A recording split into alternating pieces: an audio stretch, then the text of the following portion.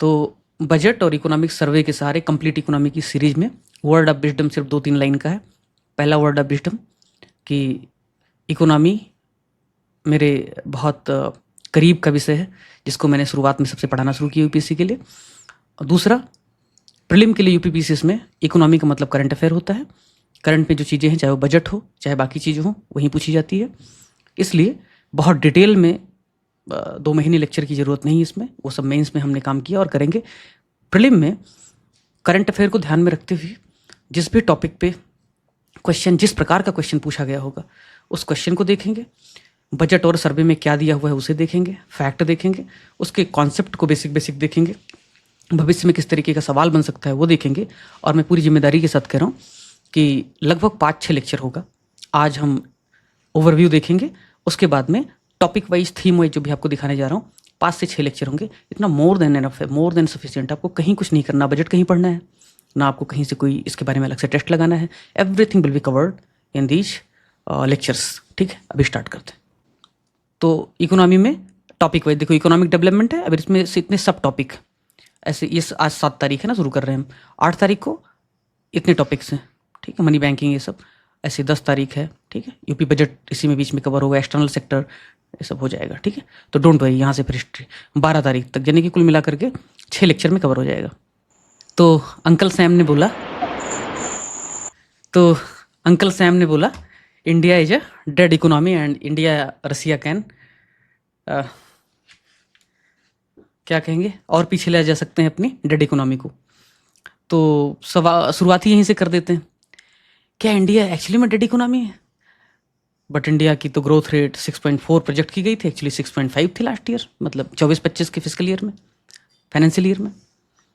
तो शुरुआत इसी बात से करेंगे, इकोनॉमिक डेवलपमेंट में भारतीय अर्थव्यवस्था एक संक्षिप्त अवलोकन। बट संक्षिप्त अवलोकन क्या होता है? संक्षिप्त अवलोकन इकोनॉमिक सर्वे जो आया इस साल, उसका खोला चैप्टर नंबर 1, और इकोनॉमिक सर्वे ने क्या कहा, सैम अंकल झूठ बोल रहे हैं, पहले से ही बोल दिया उन्होंने। देखो, सैम अंकल ने तो अभी बोला, state of the economy getting back into the fast lane. Hindi वाले परेशान मत रहो, नीचे सब कुछ हिंदी अंग्रेजी दोनों में दिया है, डरो मत, मैं हूं ना। तो सच क्या है? इकोनॉमिक सर्वे कहता है कि भाई एडवांस एस्टिमेट कह रहा है 6.4%, एक्चुअली में 6.5% इंडिया की ग्रोथ रेट रही है इस फिक्सल में, 24-25 में। मैन्युफैक्चरिंग शानदार है, रोबस्ट है, डोमेस्टिक डिमांड बहुत ज़बरदस्त है, physical discipline, physical health index पे सवाल भी पूछा है आरओ में भी। एक्सटर्नल सेक्टर बहुत शानदार है, फॉरेक्स वगैरह बहुत है, $700 बिलियन से भी ज़्यादा है, मैक्रोनॉमिक इकोनॉमिक स्टेबिलिटी भी है, सब है। तो मैंने कहा क्यों ना भाई, इकोनॉमिक सर्वे ने जो बोला है ना, इतनी बड़ी बड़ी बातें, इन्हीं को आधार बना करके मैं इंडिया की इकोनॉमी का एक बार ओवरव्यू करवा देता हूँ। इससे आपके बहुत सारे सवाल तैयार हो जाएंगे, और फिर जिस तरीके से टाइम टेबल दिया हुआ है वैसे इकोनॉमी पढ़ लेंगे। तो अंकल सैम के सो कॉल्ड डेड इकोनॉमी की वाट लगाने के लिए कुछ पिलर्स हैं, और उसमें पीवाईक्यू भी है और फ्यूचर क्वेश्चन थीम भी है। तो क्या पिलर है भाई इंडिया की इकोनॉमी की ओवरव्यू के लिए? सिंहावलोकन, सूक्ष्मावलोकन नहीं, सिंहावलोकन, मैक्रो व्यू। तो GDP growth, FDI, export, Hindi में भी लिखा हुआ है, अंग्रेज मित्रों के लिए भी है, forex, manufacturing, private consumption, investment, physical health, trade, remittance. ये 9 पिलर, ठीक। इन 9 पिलर के सहारे हम इंडिया की इकोनॉमिक ओवरव्यू देखेंगे और सभी पीवाईक्यू कर डालेंगे उससे रिलेटेड। आओ शुरू करते हैं। जीडीपी ग्रोथ पे सबसे पहले बात, 6 जुलाई 2025 का पीआईबी का डेटा कि 6.5% ग्रोथ रहा है इंडिया का 2024-25 के फाइनेंशियल ईयर में। यहाँ पे तो सवाल अगर पूछ ले इंडिया की ग्रोथ रेट कितनी रही, इस तरह के सवाल पूछे गए हैं पहले से, अभी दिखाता हूँ, तो आप बता सकते हो आसानी से। अगर पूछे इंडिया का टोटल एक्सपोर्ट कितना रहा है, अभी देखो एक्सपोर्ट पे भी सवाल उसने पूछा हुआ है, तो $824 बिलियन का है 2024-25 में। आपको अगर जरा भी ध्यान है मित्र, तो यहाँ देखो फिजिकल हेल्थ इंडेक्स पे सवाल पूछा, इसके अलावा एक्सपोर्ट पे भी सवाल पूछा कि इंडिया के एक्सपोर्ट में क्या क्या है भाई, ठीक है। तो वो सब दिखाएंगे, लेकिन उसके पहले यहाँ से शुरू करते हैं। पूछा उसने आर्थिक विकास के लिए एक मल्टी डायमेंशनल अप्रोच की जरूरत है। कॉमन सेंस है, स्टेटमेंट सीधा है, सपाट है, पॉजिटिव है, और डेवलपमेंट के लिए मल्टी डायमेंशनल अप्रोच तो चाहिए। It's not all about economic development, but personality development के लिए भी ओवरऑल मल्टी डायमेंशनल अप्रोच चाहिए। सिर्फ हिस्ट्री पढ़ने से थोड़े पर्सनालिटी डेवलप होती है। फिर रीजन कह रहा है present Indian government is mainly focusing on micro economic issues. एक तरफ कह रहा है कि मल्टी डायमेंशनल अप्रोच चाहिए, हर तरफ से आपको काम करना चाहिए, दूसरी तरफ कह रहा है माइक्रो इकोनॉमिक इशूज पे फोकस कर रही है। अगर आप इसको देखोगे तो हमारे संजय मल्होत्रा आरबीआई गवर्नर क्या कहते हैं, चलो आपको पता होना चाहिए कौन है भी आरबीआई गवर्नर, ये सब भी पूछता है। उनका स्टेटमेंट है जो मेंस में आप कोट करके आना। स्टेटमेंट में जो हिस्सा दिखाता हूं, sound macro economic fundamentals and prudent policies. किसी भी देश की, किसी भी राष्ट्र की अर्थव्यवस्था कितनी साउंड है, कितनी बेहतर है, इसके लिए बहुत सारे ड्राइवर्स हैं, पैरामीटर्स हैं, बट मैक्रो इकोनॉमिक स्टेबिलिटी जिसमें फिनांस है, जिसमें बैंकिंग है, जिसमें एक्सटर्नल सेक्टर है, वो देखा जाता है। अगर वो देखा जाता है, राष्ट्रीय प्रगति का मापक वो है, राष्ट्रीय अर्थव्यवस्था की मजबूती का मापक वो है, तो फिर ये कह रहा है कि भाई गवर्नमेंट जो है माइक्रो इकोनॉमिक सूक्ष्मदर्शी लेके बैठी है कि नाली का पानी सही से बह रहा है या नहीं बह रहा है, तो बकवास है। ठीक है, आंसर इसका क्या है? Is correct but R is wrong. Fine, अगर आपको बेसिक भी पता होता तो आप कर लेते। मेंस वाले विद्यार्थी, in this global milieu the Indian economy remains a key driver of global growth. Growth momentum is buoyed by strong domestic growth driver, sound macroeconomic fundamentals and prudent policies। इसको लिख के आओगे ना, हिंदी में लिख दोगे कि भाई भारतीय अर्थव्यवस्था में मोमेंटम या गति बहुत ज़्यादा है, घरेलू मांग, माइक्रो इकोनॉमिक स्थिरता तथा विवेकपूर्ण नीति इसके प्रमुख आयाम है। मजा आ जाएगा। आगे बढ़ते हैं। ये पूछा है उसने फिस्कल हेल्थ इंडेक्स। अब उसने फिस्कल हेल्थ इंडेक्स पूछा आपसे कि उत्तर प्रदेश का फिस्कल हेल्थ इंडेक्स क्या है 22-23 के हिसाब से। एक्चुअली 22-23 का ही है जो जारी किया गया है, और डेटा किसका लिया वो भी बताता हूँ। तो ये सवाल बजट की उसमें साफ साफ मैंने लिख के दिया था आपको। क्या लिख के दिया था? यूपी फ्रंट रनर कैटेगरी में रखा गया है, फ्रंट रनर राज्य की श्रेणी में रखा गया है। 14-15 से 22-23 तक की अवधि के लिए फिस्कल हेल्थ की रिपोर्ट पब्लिश की है नीति आयोग ने, और स्कोर यूपी का है 2022-23 में 45.9, जो पहले कितना था? सिर्फ 37। इसको आपने देखा होता, मेंस के लिए वैसे ये दिया था लेकिन कि कोट करना, और चैनल पे शेयर किया था तो आप कर पाते, कहा था इंपॉर्टेंट। तो फिस्कल हेल्थ इंडेक्स के बहाने कुछ और चीज़ें देख लेंगे जिस पे सवाल बन सकता है। अगर आरओ में उसने स्कोर पूछा है तो यकीन मानो फ्रंट रनर वाला सवाल जो स्वच्छता वगैरह में उसने पूछा भी, इस तरीके से शब्दावलियों का इस्तेमाल किया है, बिल्कुल पूछा जा सकता है। थोड़ा घुस के भी पूछा जा सकता है। तो कैसे पूछेगा कि भाई फिस्कल हेल्थ इंडेक्स का डेटा नीति आयोग ने खुद तैयार किया? अरे नहीं बाबा, कैग के डेटा पे आधारित है। एक तो ये हो गया। दूसरा, फिस्कल हेल्थ के मामले में कितने राज्यों को कवर किया, और इस तरीके से फैक्ट पूछता है तो 18 राज्यों को कवर किया। टॉप किसने किया? तो उड़ीसा ने टॉप किया। फिर उसके बाद इसका ऑब्जेक्टिव क्या है? फिस्कल हेल्थ इंडेक्स का ऑब्जेक्टिव है कि भाई राज्य की राजकोषीय स्थिति कैसी है, पारदर्शिता बेहतर आए, नीतियां बेहतर बने, यही सब है इसका उद्देश्य। लेकिन उन उद्देश्यों में इंडिकेटर कौन कौन है? इंडिकेटर पहला है टैक्स बुओयेंसी। ये क्यों बता रहा हूं? क्योंकि इस तरीके से कीवर्ड पे सवाल पूछा जा चुका है, अभी आपको दिखा रहा हूं। टैक्स बुओयेंसी है, डेप्ट मैनेजमेंट है, फिस्कल डेफिसिट है, डेप्ट टू जीडीपी रेशियो है। ठीक, मजे की बात है कि जो टैक्स बुओयेंसी है ये इतना बेसिक टर्म है लेकिन आपको नहीं पता होगा क्या होता है। टैक्स बुओयेंसी होता है, टैक्स इलास्टिसिटी होता है। टैक्स इलास्टिसिटी किसी काम का नहीं, टैक्स बुओयेंसी पे सवाल बनता है। हिंदू ने एक आर्टिकल छापा 26 फरवरी 2025 को एक बड़े इकोनॉमिस्ट के हवाले से कि इंडिया को 1.2 से 1.5 तक की टैक्स बुओयेंसी चाहिए अगर उसको 7% ग्रोथ रेट हासिल करना है। और इकोनॉमिक सर्वे ने भी कुछ ऐसा ही छापा। अब टैक्स बुओयेंसी में आपको एक लाइन में अगर समझा दूं, सिर्फ एक लाइन में, ये है टैक्स और इसमें बढ़ने की दर, वृद्धि दर। मान लो 10% वृद्धि दर है। ठीक, 10 रुपये टैक्स बढ़ गया। पिछले साल 100 रुपये टैक्स आपका आया था, इस बार 110 रुपये टैक्स आया। लेकिन इकोनॉमिक जो ग्रोथ है पिछले साल कितनी हुई थी? पिछले साल हुई थी मान लो 10%। इस बार कितनी हो रही है? इस बार मान लो हो रही है 18%। तो 8% आपकी जीडीपी ग्रोथ रेट। तो फार्मूला बन गया कि आपका जो टैक्स में वृद्धि है, वृद्धि दर है, अगर उसको भाग दे दो जीडीपी में वृद्धि दर से तो आपका आ जाएगा टैक्स बुओयेंसी। तो 10 को 8 से भाग दोगे तो कितना आएगा? 1.2 समथिंग। और वहीं तो कह रहे हैं चीफ इकोनॉमिस्ट साहब, 1.2 से ऊपर का अगर टैक्स बुओयेंसी है तो वो अर्थव्यवस्था बहुत अच्छा करेगी। मतलब ये हुआ, अगर फिर से साधारण शब्दों में समझाऊं, कि अगर टैक्स के बढ़ने की दर, टैक्स कलेक्शन के बढ़ने की दर जीडीपी के बढ़ने के हिसाब से ज़्यादा ही बढ़ रही है, जीडीपी बढ़ा 10 रुपये लेकिन टैक्स आया 12 रुपये, तो वो अर्थव्यवस्था अच्छा कर रही है। भारत में थोड़ा गड़बड़ चल रहा है मामला। गड़बड़ क्या चल रहा है? टैक्स कलेक्शन उस हिसाब से बढ़ नहीं रहा है, टैक्स बुओयेंसी उस हिसाब से बढ़ नहीं रही है। इसकी वजह से क्या होता है, जीडीपी ग्रोथ रेट तो 6-7% है, लेकिन टैक्स बढ़ रहा है, लेकिन वो ज़्यादा असर डायरेक्ट टैक्स पे ज़्यादा देखा जाता है। यानी इनकम टैक्स, कारपोरेट टैक्स ज़्यादा बढ़ रहे हैं, इनडायरेक्ट टैक्सेस थोड़ा बढ़ा है इस बीच में जीएसटी की वजह से, बट उस रेट से बढ़ नहीं पा रहे हैं। टैक्स बुओयेंसी उतनी है नहीं जितनी होनी चाहिए।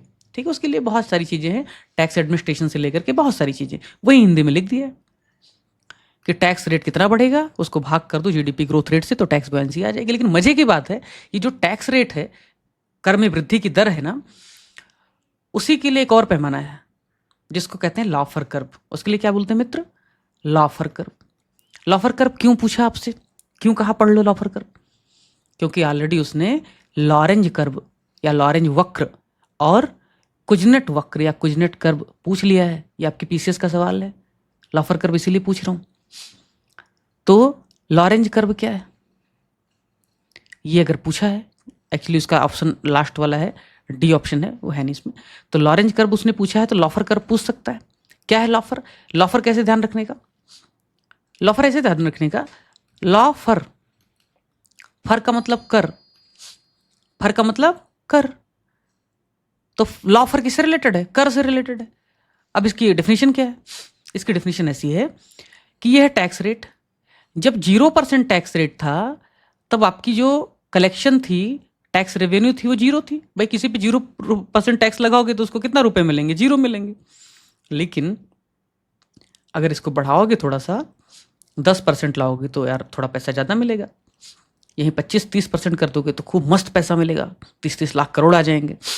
लेकिन और लालच आ जाए सरकारों को और वो पता चले कहे नहीं भाई अपने को 70% चाहिए, फिर लोग भाग करके ना विदेशों में शिफ्ट करने लगेंगे, सेल कंपनीज बनाएंगे, और पनामा पेपर्स आपको पता ही है। सरकार कहते नहीं यार 100% टैक्स लगाएंगे, अब चलो सारा पैसा कमा के सरकार को दो, तो तुम्हारा क्या है, तो कोई 1 रुपये नहीं देगा। तो 0% अगर टैक्स रेट है तो 0 रुपये आएंगे, 100% टैक्स रेट कर दोगे तो 0 रुपये आएंगे। मतलब अगर लॉफर कर्व के हिसाब से देखा जाए तो टैक्स रेट बहुत कम या ना के बराबर रहेगा तो पैसा नहीं आएगा, टैक्स नहीं आएगा। अगर उसको एक मिडिल रेंज में रखा जाए तो टैक्स भरपूर आएगा, लेकिन अगर बहुत ज़्यादा बढ़ा दिया जाए तो भी टैक्स की चोरी लोग करने लगेंगे, कहेंगे मेहनत हम करें, खाए सरकार। ठीक है, ये बात समझ। अगर मैं फिर से आ जाऊँ पलट करके फिजिकल हेल्थ इंडेक्स पे, पता नहीं क्यों लग रहा है यूपीपीसीएस पूछेगा इसको, लेकिन वो नहीं पूछेगा जो आरओ में पूछा है। यूपी की रैंक क्या है फिजिकल हेल्थ इंडेक्स में? तो रैंक है 7वां सबसे शानदार स्टेट है जिसने 45.9 स्कोर के साथ गजब का परफॉर्म किया। तो स्कोर है 45.9, रैंक है 7। कौन सी कैटेगरी में मित्र? तो महाराष्ट्र, तेलंगाना, एमपी एंड कर्नाटका के साथ फ्रंट रनर कैटेगरी में। ठीक है, अब एस्पिरेशनल कैटेगरी में नहीं है, उसमें केरला वगैरह। आगे बढ़ते हैं।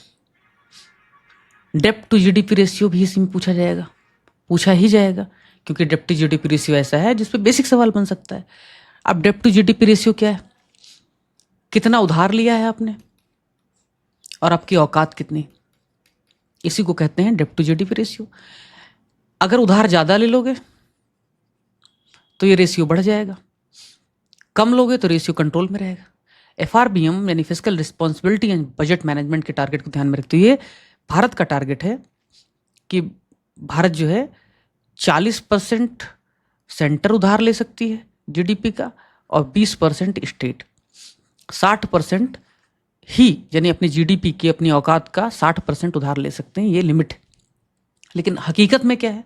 अगर पूछे वर्तमान में डेप्ट टू जीडीपी रेशियो भारत का क्या है, तो वर्तमान में मित्र 40 नहीं 57% है सेंटर का, 27% है स्टेट का, टोटल है 81%। यानी जीडीपी का 81% हमने उधार लेके रखा है। ठीक, अब बताओ इसमें यूपी कहाँ है? यूपी का डेप्ट जीडीपी रेशियो कितना है? मुझे तो मैप समझता नहीं, इधर है यूपी क्या? बताना तो मिलोगे इधर। 58.7। हाँ ठीक है, ये तुम्हारे लिए सवाल है, बताना। अब मैं नहीं बोलूँगा कमेंट बॉक्स में, नहीं तो लोग बोलते हैं यार क्या मेहनत कराते हैं, वीडियो देख लें इतना काफ़ी होता है। फिजिकल कंसोलिडेशन, ठीक। तो घाटा कम करो, जीडीपी बढ़ाओ, उधारी कम लो, और इन सभी को मिला करके कहते हैं फिजिकल कंसोलिडेशन, राजकोषीय नियंत्रण, ठीक। Physical discipline. तो 24-25 के लिए राजकोषीय घाटे या फिजिकल डिफिसिट का जो रिवाइज्ड एस्टिमेट था, संशोधित अनुमान था, वो जीडीपी का 4.8%, 4.8% था, पहले इससे ज़्यादा था। 25-26 के बजट में 25-26 के फिजिकल ईयर के लिए जो अनुमान है फिजिकल डिफिसिट का, वो 4.4% है। आपको पता है इस तरीके से सवाल पूछे गए, फिजिकल डिफिसिट का टारगेट क्या है, ठीक है मित्र। 2023 का यूपीपीसीएस का पेपर या किसी में पूछा है। अब आगे देखिए, global economic growth projection for 2025, Sam uncle की डेड इकोनॉमी पे फिर से आते हैं। 1.6% से यूएसए की इकोनॉमी बढ़ने का अनुमान है। ये बात अलग है, उनका इकोनॉमी ही बहुत बड़ा है, $20 ट्रिलियन के ऊपर है, तो बेस उनका बहुत बड़ा है, उनका छोटा भी ग्रोथ रेट बहुत ज़्यादा हो जाता है। $20 ट्रिलियन को 1.6% जोड़ो, और $5 ट्रिलियन कितना इंडिया का, 4 पॉइंट समथिंग ट्रिलियन का 6% देखो, तो फिर भी वो ज़्यादा रहेंगे। तो मित्र, इंडिया 6.3 से बढ़ेगा, यूएसए 1.6 से। तो ये हो गया पहला पिलर, डेड इकोनॉमी नहीं है इंडिया, उसको साबित करने के लिए पहला पिलर हो गया। अब दूसरा पिलर एफडीआई। अब बोलोगे एफडीआई क्यों पूछ रहे हो सवाल, एफडीआई को पिलर में क्यों शामिल किया भाई। आपकी एग्जाम की मंजिल के लिए एफडीआई पिलर इसलिए मित्र, साल 2023 का यूपीपीसीएस का पेपर आयोग के क्वेश्चन पेपर से कॉपी पेस्ट मारा है। 2023-24 में सिंगापुर लार्जेस्ट एफडीआई सोर्स था। इंडिया मॉरिशस ट्रीटी होने की वजह से मेजर शिफ्ट आया है एफडीआई के सोर्स में। अब इसमें एसर्शन रीजनिंग में जब तक आपके पास बैकग्राउंड इन्फॉर्मेशन नहीं रहेगा सिंगापुर वाले फैक्ट का, तब तक इसको सॉल्व नहीं कर पाओगे, 50-50 पे आके अटक जाओ। तो पहले बता ही देता हूँ भाई कि सबसे ज़्यादा एफडीआई कहाँ से आया है, तो देख लो कितना आया एफडीआई 2024-25 के फाइनेंशियल ईयर में। जो भी मैं सोर्स इस्तेमाल कर रहा हूँ बड़ी जिम्मेदारी के साथ कह रहा हूँ, सब गवर्नमेंट सोर्स इस्तेमाल कर रहा हूँ, सब मतलब सब 100 के 100%। एक आध कुछ इमेजेज होते हैं जो इन्वेस्टोपीडिया वगैरह या किसी बहुत ऑथेंटिक जगह से इस्तेमाल करता हूँ, क्योंकि अब मैं बैठ के चार्ट थोड़े बनाऊंगा, या इकोनॉमिक सर्वे से इस्तेमाल करता हूँ। तो $81.04 बिलियन का एफडीआई मिला है इंडिया को 2024-25 के फाइनेंशियल ईयर में, ठीक है भाई, जो 14% ज़्यादा है लास्ट ईयर से। मजे की बात है, एफडीआई सोर्स सबसे ज़्यादा कहाँ से आता है, सबसे ज़्यादा कौन से राज्य में आता है, ये दो प्रकार के सवाल बन सकते हैं। तीसरा सवाल है कितना आया, इस पे कितना आया, $81 बिलियन, कहाँ से सबसे ज़्यादा आया। तो मित्र उसका जवाब है कहाँ पे, उसका जवाब है among source countries Singapore led with 30% share, followed by Mauritius 17%। Mauritius से सेकंड नंबर पे, सिंगापुर से सबसे ज़्यादा। सिंगापुर टॉप पे बना हुआ है, और 17% 30% में अंतर इतना है कि आई डोंट थिंक कि in couple of years it's going to change. और चेंज इसलिए भी नहीं होगा क्योंकि पहले लोग अपना ब्लैक मनी उठा करके सिंगापुर में ले जाते थे, और सिंगापुर से फिर भारत में इन्वेस्टमेंट कर देते थे, भारतीयों का ही पैसा फिर वापस आ जाता, तो हम कहते थे वाह वाह वाह एफडीआई आया है, ठीक, ताकि टैक्स बचा सके। तो इंडिया ने जो है ट्रीटी करके इसको कंट्रोल किया, ठीक है भाई। फिर उसके बाद में मॉरिशस तीसरे नंबर पे, दूसरे नंबर पे, और यूनाइटेड स्टेट तीसरे नंबर पे 11% के साथ। सबसे ज़्यादा कौन से राज्य में एफडीआई आया, तो महाराष्ट्र, माझा महाराष्ट्र फर्स्ट पोजीशन पे, ठीक, 39% एफडीआई महाराष्ट्र में आया। समंदर तुम्हारा, एफडीआई तुम्हारा, पॉलिसीज तुम्हारी, इंफ्रास्ट्रक्चर तुम्हारे, ट्रेड तुम्हारे, एक्सपोर्ट तुम्हारे, भाई हम तो सिर्फ मजदूरी करते हैं। तो इसीलिए कह रहा हूँ कि केंद्र सरकार और बाकी सभी कॉरपोरेट्स को चाहिए कि नॉर्थ की तरफ देखें, ह्यूमन रिसोर्स बहुत अच्छा इन्वेस्ट करें। बिना ह्यूमन रिसोर्स में और बिना इंफ्रास्ट्रक्चर में, बिना कैपेक्स में, कैपिटल एक्सपेंडिचर में, अभी पढ़ाएंगे आगे कैपेक्स पे बात करेंगे, इन्वेस्ट किए हुए नॉर्थ इंडिया का भला नहीं होगा। We have dry ports, we don't have sea port, we don't have blue economy, we don't have export led economy, मतलब है लेकिन उतना नहीं है। ज़रूरी है, लैंडस्केप भी लिमिटेड है, तो ज़रूरी है कि हमारा डेवलपमेंट कस्टमाइज तरीके से हो। One side does not fit for all. Mega park लगे तो इंडिया उत्तर प्रदेश में उसके हिसाब से लगे, ज़्यादा लगे, फूड प्रोसेसिंग को ज़्यादा आप बढ़ावा दो। खैर वो तो डिटेल में बात करेंगे, बट ये समझो आप कि महाराष्ट्र पहले नंबर पे, कर्नाटका दूसरे नंबर पे, दिल्ली तीसरे नंबर पे। ठीक, तो अब एफडीआई पे कुछ भी सवाल पूछेगा आप कर लोगे, सस्ते मैगजीन को लादने की ज़रूरत नहीं है। ठीक, वही हिंदी में लिख दिया है भाई। अब आगे बढ़े। अब निर्यात पे बात कर लेते हैं, एक्सपोर्ट पे। आज हम ओवरव्यू खाली देख रहे हैं, overview of Indian economy. Indian economy dead economy नहीं है, तो देख लो ओवरव्यू, और इससे आपका कम से कम 2 से 3 प्रश्न तैयार हो जाएगा किसी न किसी रूप में। एक्सपोर्ट की क्या स्थिति। अब पहले बताता हूँ एक्सपोर्ट पे सवाल कैसा पूछा है, क्योंकि सवाल नहीं पूछेगा तो किसी काम का है नहीं पढ़ना। देख लो, आरओ का पेपर है। आरओ पेपर के लिए 2023 से लेके 2025 का साल लिख देना चाहिए, अगर पूरा हो जाए 25 में तो ठीक है। हाँ, जैसे लिखा होता है ना कि 1940 से 2025, तो ऐसे वो 2023 से 2025। ठीक, आरओ का दौर है, लोगों का टाइम आता है। तो सबसे ज़्यादा शेयर एक्सपोर्ट में किसका है दिए गए ऑप्शन में, इसका आंसर उन्होंने इंजीनियरिंग गुड्स माना। मुझे कुछ बच्चों ने बोला था मास्टर इंजीनियरिंग गुड, क्योंकि हमने आंसर की जब बनाई थी तो आंसर की में मैंने भी इंजीनियरिंग के सामान मार्क किया था, और साथ में ये हमने गवर्नमेंट का सोर्स भी यहाँ पे कोट किया था, टॉप पे इंजीनियरिंग गुड। तो कुछ लोगों ने मुझे मैसेज में बोला इंजीनियरिंग गुड तो नहीं होगा, अपना दिमाग लगाने लगे। ऐसे ही बंटवारा कौन करता है टैक्सेस का, जब फाइनेंस कमीशन बोला तो कुछ लोगों ने कहा नहीं पार्लियामेंट करता है। अरे भाई बुद्धि बहुत मत लगाया करो, कल को बोलोगे तुम पॉलिटी में कि लोकपाल की नियुक्ति कौन करता है, तो बोलोगे सर्च कम सिलेक्शन कमेटी तो सिफारिश करती है, वो भी तो करती है, पीएम वाली कमेटी क्यों करती है। अरे भाई एक्स्ट्रा मत सोचो, ओवर स्मार्ट बनोगे तो नुकसान होता है। सिंपल सिंपल सोचोगे, सकारात्मक रहोगे तो अच्छा रहता है। ठीक है, अप्रूवल थोड़ी पूछा था जो पार्लियामेंट करती, तो इंजीनियरिंग गुड इसका आंसर है। लेकिन अब ठीक से देखो, India's export growth over the decade 24-25 में जो टोटल एक्सपोर्ट किया इंडिया ने, वो कितना किया मित्र, 824.9 बिलियन डॉलर। ठीक है, यही बात तो पसंद नहीं आ रही है डोनाल्ड ट्रंप को कि इंडिया हमें इतना एक्सपोर्ट कर रहा है, और ये बहुत ग्रोथ है। अगर मेंस में लिखना और इंडियन इकोनॉमी को बहुत रोबस्ट साबित करना होगा तो कंट्रास्ट दिखाना 2013-14 से 77% हाई, या 23-24 से भी ज़्यादा है, उसको भी आप दिखा सकते हो। अब इसमें क्या जानने वाली चीज़ है जो आपके आगे काम आ सकती है मित्र। तो 824 बिलियन डॉलर का 24-25 में एक्सपोर्ट किया, दैट इज़ फाइन। 2023-24 के 778 बिलियन डॉलर से ज़्यादा है, वो भी ओके। लेकिन जो सवाल पूछा जा सकता है आरओ की तर्ज पर आगे, वो पूछा जा सकता है कि हम सबसे ज़्यादा एक्सपोर्ट करते क्या है, और इस बार इंजीनियरिंग गुड हटा देगा। दुनिया में हम नंबर 1 किस एक्सपोर्ट के मामले में, ऐसा पूछ सकता है। तो ये पीआईबी का डेटा है, विश्वास कर सकते हो। प्रीसियस और सेमी प्रीसियस स्टोन के मामले में दुनिया में रैंक हमारी नंबर 1 है। और एक बात और बताता हूँ, यूएसए को जो हम एक्सपोर्ट करते हैं ना, उसमें भी संभवतः प्रीसियस स्टोन ही पहले नंबर पे। समझ रहे हो, इंजीनियरिंग गुड्स, प्रीसियस स्टोन और पेट्रोलियम के प्रोडक्ट्स, ये 3 सबसे ज़्यादा एक्सपोर्ट किए जाने वाली चीज़ें यूएस को। तो नंबर 1 पे क्या है पूरी दुनिया की रैंकिंग के हिसाब से, हमारा प्रीसियस और सेमी प्रीसियस स्टोन, यही सोना चांदी यार, सूरत में ये सब तो चलता है ना, आई मीन ये सब क्या कहते हैं, डायमंड वगैरह। दूसरे नंबर पे मित्र petroleum oil obtained from bituminous mineral. अब बोलोगे यार पेट्रोलियम तो अपने यहाँ होता नहीं। मित्र पेट्रोलियम ऑयल बोला है, क्रूड ऑयल नहीं बोला है। डोनाल्ड ट्रंप को यही बात तो पसंद नहीं आती कि इंडिया के पास क्रूड ऑयल नहीं है, फिर भी दुनिया भर में खूब ज़्यादा हम पेट्रोलियम एक्सपोर्ट करते हैं, थैंक्स टू और robust, capable and diversified refinery across the private and public sector. तो ये बात अंकल सैम को नहीं पसंद आ रही।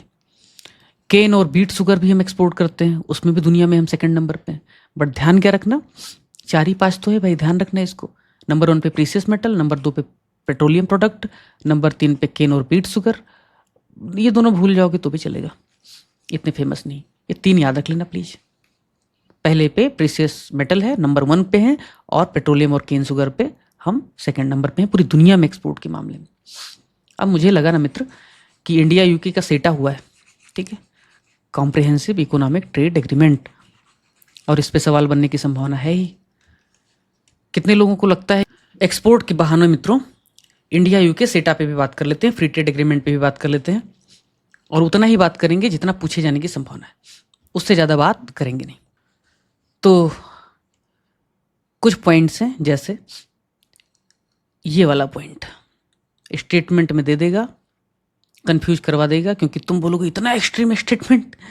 Actually India UK trade agreement में, सेटा में जितने भी प्रोडक्ट हैं, ट्रेड में शामिल जो गुड्स हैं, ट्रेड में शामिल जो सर्विसेज हैं, ट्रेड में शामिल जो आर्टिकल्स हैं, उन सब पे संख्या के लिहाज से, नंबर के लिहाज से 99% प्रोडक्ट पे टैरिफ कम कर दिया जाएगा।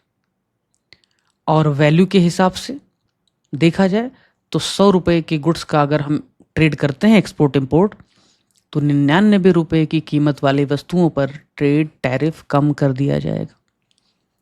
इसका मतलब समझ गए होंगे कि भाई 100 वस्तुएं हैं, तो 100 वस्तुओं में से 99 वस्तुओं पर टैरिफ कम कर दिया जाएगा, और इन 99 वस्तुओं का जो वैल्यू आएगा ना, वो लगभग 100% होगा, क्योंकि जो 1% वस्तु पर नहीं किया गया है टैरिफ माफ या कम, वो ना के बराबर उसकी कीमत है।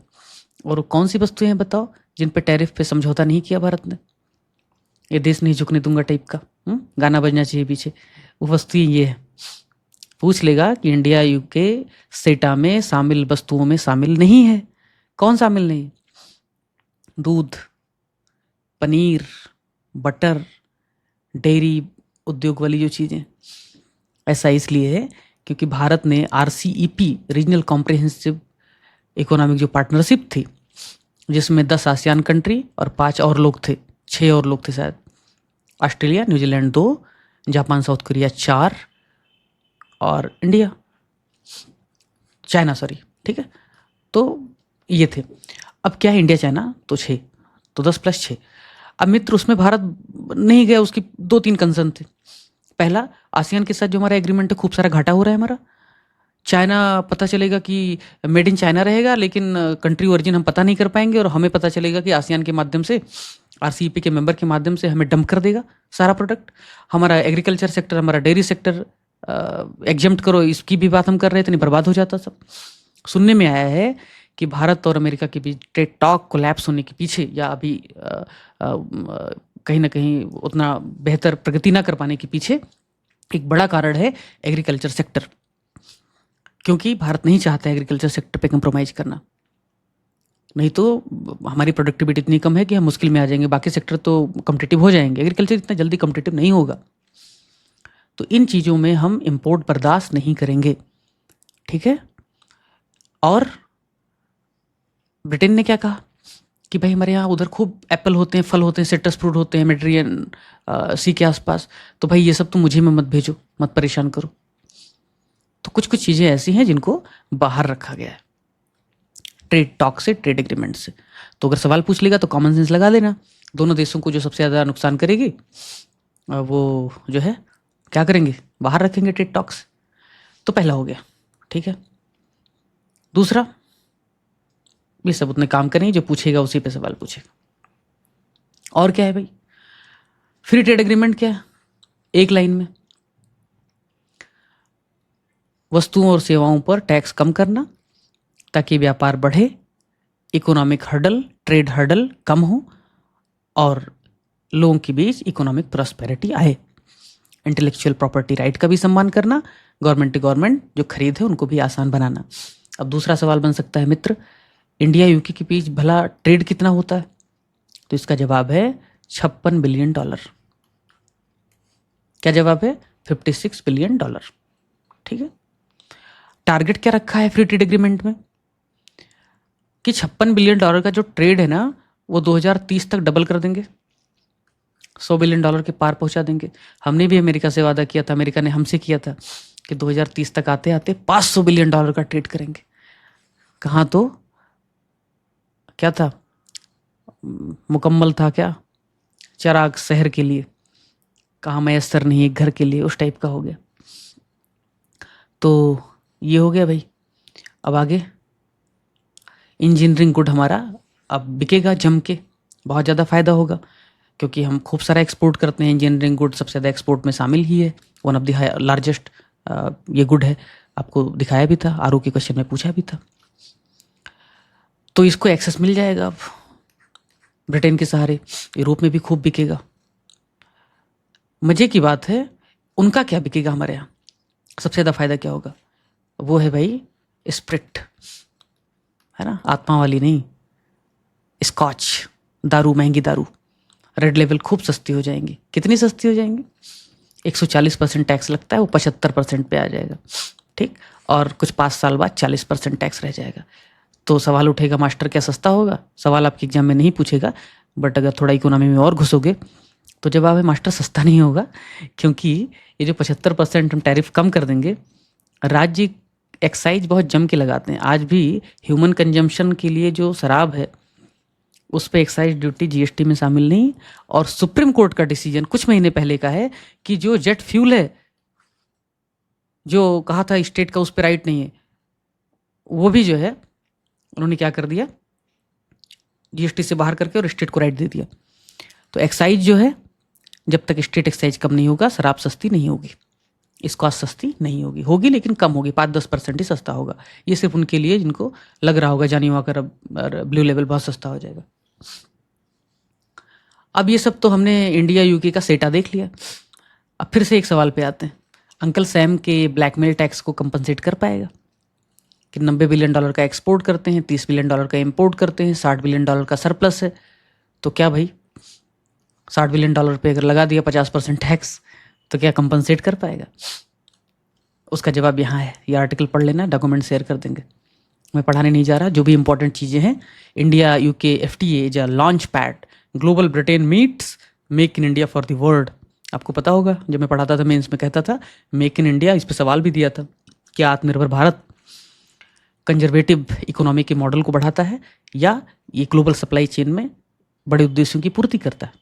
जवाब है make in India is not conservative modus operandi and philosophy like US make America great again MAGA, but make in India means make in India for the world, global supply chain को और दुरुस्त करना है। तो क्या क्या फायदे होंगे इससे, इसको पढ़ लेना, हाईलाइटेड है, जो भी इंपॉर्टेंट चीज़ें हाईलाइट की, ज़्यादा नहीं पढ़ना है आपको, इतना ही देखना है, ठीक है। दुनिया को कैसे फ़ायदा करेगा, इंडिया को कैसे फ़ायदा करेगा, ब्रिटेन को कैसे फ़ायदा करेगा। अब जब एक्सपोर्ट पे बात करी दी है, एक्सपोर्ट का सब कुछ देख लिया, तो इसी बहाने इंडिया की ट्रेड पॉलिसी क्यों ना देख लें शॉर्ट में। अब बोलोगे इस पे भी सवाल आता है, हाँ यार इस पे भी सवाल आ सकता है, बिल्कुल आ सकता है, ट्रेड पॉलिसी देख लो। बोलोगे कहाँ आया है सवाल? एक तो कॉन्सेप्चुअल सवाल आया है, दूसरा पीएम गति शक्ति के बहाने स्टेट मल्टी स्टेटमेंट पे सवाल आया है। देख लो फास्ट, क्या है ट्रेड पॉलिसी भाई। 2023 में फॉरेन ट्रेड पॉलिसी लॉन्च किया गया, जिसका टारगेट पूछ सकता है, नहीं पूछेगा तो कहीं ना कहीं इस्तेमाल हो जाएगा मीन्स में, या फिर प्लेम में भी स्टेटमेंट में आएगा तो एलिमिनेट कर पाओगे। साल 2030 तक $2 ट्रिलियन तक, कितना, $2 ट्रिलियन तक एक्सपोर्ट का टारगेट रखा है भारत ने। तो पूछोगे मास्टर गुड्स के एक्सपोर्ट का टारगेट कितना है फिर? तो वो है $1 ट्रिलियन, ठीक है। लेकिन मजे की बात है, क्रिटिसाइज करने वाले हर जगह क्रिटिसाइज कर लेते हैं, बट ये क्रिटिसिज्म नहीं है, ये लिमिटेशन है, और इंडिया के लिए ट्रेड को बढ़ाने के लिए कुछ सजेशन है। बहुत सुंदर आर्टिकल है, trade policy needs a reset. India के लिए क्या करने के लिए सलाह देते हैं? पहले तो तारीफ करते हैं इंडिया की, फिर कहते हैं भाई 2030 तक जो गुड्स के एक्सपोर्ट में आप कह रहे हो $1 ट्रिलियन का हम लक्ष्य अचीव करेंगे, इसको ऐसे नहीं कर पाओगे। $2 ट्रिलियन 2030 तक total trade, total export achieve करना ऐसे नहीं कर पाओगे। उसके लिए क्या करना पड़ेगा? The policy reform taken in the wake of 91 economic crisis broke down trade barriers, attracted foreign investment and fueled economic expansion. 91 का जो LPG हुआ, इसके माध्यम से खूब सारा इन्वेस्टमेंट आया, ट्रेड बैरियर खत्म हुआ, ये सब हुआ। बट दिक्कत क्या है अभी आज के समय में, मागा वागा के टाइम पे, ट्रेड वार के टाइम पे करना क्या पड़ेगा आपको? India must adeptly manage its growth trajectory, emphasizing digitization, sustainable development and resilient value chain to bolster its manufacturing sector. अरे भाई 15% से ज़्यादा मैन्युफैक्चरिंग सेक्टर में 17% से ज़्यादा हम योगदान कर ही नहीं पा रहे हैं। दशकों से हमारा टारगेट है 25% मैन्युफैक्चरिंग सेक्टर का योगदान हो जीडीपी में। ये हमारे लिए विशफुल थिंकिंग है, मतलब आकाश कुसुम है। और आने वाले समय में digital products, e commerce future के प्रोडक्ट होंगे। जब तक इंडिया इसमें बहुत कैपेबिलिटी हासिल नहीं करता है तब तक कुछ नहीं होगा। इंडिया का ट्रेड जीडीपी रेशियो भी बहुत खराब है। कितना है ट्रेड जीडीपी रेशियो इंडिया का? सिर्फ 12% है, जबकि 30-35% आदर्श समझा जाता है। इंडिया का जो सेविंग है वो भी बहुत कम है, इन्वेस्टमेंट और भी कम है। तो उसको भी बढ़ाने की जरूरत है, तभी जा करके हम scale economy, mass production, competitiveness ensure कर पाएंगे। और आज जो दुनिया में भारत के ट्रेड का परसेंटेज है, 100 रुपये का अगर ट्रेड पूरी दुनिया में होता है मित्र, तो हमारा औकात, हमारा हिस्सा सिर्फ 2% का है एक्सपोर्ट का। This is very less. 2% योगदान दे रहे हैं दुनिया के सप्लाई चेन में, ट्रेड में। बढ़ाना पड़ेगा। कैसे बढ़ाओगे? फॉरेन ट्रेड पॉलिसी 2023 के माध्यम से, इंफ्रास्ट्रक्चर लॉजिस्टिक्स में निवेश करके। पीएम गति शक्ति पे ऊपर सवाल पूछा है, इसलिए इसको शामिल किया है कि भारत में निर्यात और व्यापार बढ़ाने के लिए निम्नलिखित में से कौन से प्रयास किए जा रहे हैं। जवाब में नेशनल लॉजिस्टिक पॉलिसी, यस। जो भी बोलेगा, जो भी मेंशन करेगा, जो भी देगा स्टेटमेंट, सब यस कर देना, यस। सकारात्मक रहोगे ना तो 2-4 क्वेश्चन अपने आप सही हो जाते। बहुत नेगेटिव नहीं सोचने का यार। भारत मार्ट दुबई में शुरू किया गया, पूछ लेगा भारत मार्ट कहाँ शुरू किया गया? यूएई में, सऊदी अरबिया में, ये सब तो दुबई में शुरू किया गया। ठीक है, अब यही तुमको मैगजीन में उठा करके दे देगा और कहोगे वाह क्या महान मैगजीन है। महान वान कुछ नहीं होता। कहीं का ईट कहीं का रोड़ा, भानुमति ने कुनबा जोड़ा, वो भी गलत गलत जोड़ दिया, घर गिर जाता है भूकंप में। 6 रिक्टर स्केल का आता है तुरंत। 24 में देखा ही तुमने। तो ये सब है, ease of doing business, digital initiative, ये सब। ये आया था PYQ कर लेना। कितना आसान बच्चों का सवाल है, लेकिन कॉन्सेप्चुअल है। चलो ठीक है, थोड़ा तो उसने बेहतर पूछा, हालांकि ये भी बच्चों का सवाल है, पर थोड़ा तो बेहतर पूछा। क्या पूछा? निम्नलिखित में से कौन सा आर्थिक विकास का प्रमुख कारक नहीं है? Which among the following is not a major factors in economic growth? पहला कि भाई कैपिटल और टेक्नोलॉजी, इससे डेवलपमेंट होता है, कह रहा है इकोनॉमिक डेवलपमेंट होता है। कौन बोलेगा कि भाई नहीं होता है कैपिटल, इससे, कैपिटल से और टेक्नोलॉजी से? बिल्कुल होता है। अमेरिका को देख लो, कह रहा है पॉपुलेशन में चेंज से। अरे हाँ भाई, वर्किंग पॉपुलेशन ज़्यादा होगी, डेमोग्राफिक डिविडेंड ज़्यादा होगा, बिल्कुल डेवलपमेंट होगा। फिर पूछता है कि लेबर, जो स्पेशलाइज्ड लेबर है, स्पेशल एक्टिविटीज़ कर रहे हैं, टेक्नोक्रेट्स हैं, मतलब बहुत स्पेशलाइज्ड लेबर है, सेमीकंडक्टर चिप बनाती है, इससे इकोनॉमिक डेवलपमेंट अगर होता ही है भाई। जापान को देख लो, साउथ कोरिया को देख लो, ताइवान को देख लो। फिर लास्ट कह रहा है टेक्नोक्रेट और ब्यूरोक्रेट, अरे ये कुछ नहीं करते, ये सिर्फ फाइल पे फाइल फाइल पे। फिर वो लोग तैयारी मास्टर क्यों कर रहे हैं? प्रशासन के लिए जरूरी है इनकी, लेकिन यही सब कुछ नहीं करते। मोदी जी कह ही रहे थे बाबू ही सारा काम करेंगे क्या? ठीक है, तो पढ़ाई कर रहे हो, नौकरी चाहिए, अच्छी पोस्ट है प्रशासन में, आप योगदान दे सकते हो, डेवलपमेंट में देश के योगदान दे सकते हो, लेकिन भगवान नहीं समझने का खुद को। ठीक है, क्योंकि जो टीचर है वो भी बहुत महान योगदान दे रहा है, किसान भी योगदान दे रहा है। ठीक है, ब्यूरोक्रेट ही नहीं होते सब कुछ। आगे बढ़ते हैं। महिमा मंडन नहीं कर रहा हूँ। रील्स जो अगर देखते हो ना, रॉयल एंट्री वाली, तो छोड़ दो, 2-4 साल बाद कोई नहीं पूछेगा उनको। आगे देखिए, क्या है भाई? अच्छा, okay okay okay, forex, foreign reserve. अब पूछोगे इस पे सवाल पूछा है क्या? तो दिखा देता हूँ। एक सवाल पूछा है कि भारत में जो फॉरेन एक्सचेंज है उसको कौन मैनेज करता है? पता ही होगा। दूसरा सवाल पूछ सकता है इंडिया के फॉरेन रिजर्व के बारे में। ताज़ा ताज़ा खबर है कि ताज़ा क्या खबर है? जुलाई 2025 की खबर है कि इंडिया का फॉरेन रिजर्व जो है वो $698 बिलियन हो गया है जुलाई 25 में। 2 तरीके सवाल बनेगा। जुलाई 25 में इंडिया का फॉरेन रिजर्व कितना था? तो $698 बिलियन सही आंसर होगा। कल को सवाल पूछे कि 2024 में कितना था, दिसंबर 2024 के डेटा के हिसाब से, तो यहाँ देखो $634 बिलियन था, PIB की न्यूज। तो दिसंबर 2024 तक पूछे तो $634 बिलियन, अगर जुलाई 2025 पूछे तो $698 बिलियन। 700 पार नहीं किया, इतना ध्यान रखना, 700 से ज़्यादा नहीं होना चाहिए। ठीक है, कॉन्सेप्चुअल क्वेश्चन पूछ ले तो जवाब है इसका RBI मैनेज करता है फॉरेन एक्सचेंज। और छोटा सा बस एक ब्रीफ डिस्कशन कर लेता हूँ फॉरेक्स के बारे में। फॉरेन रिजर्व में कई चीज़ें होती हैं, उसमें डॉलर भी होता है, अलग अलग देशों की करेंसी भी होती है, गोल्ड भी होता है, स्पेशल ड्राइंग राइट यानी SDR भी होता है, IMF का, सब कुछ होता है।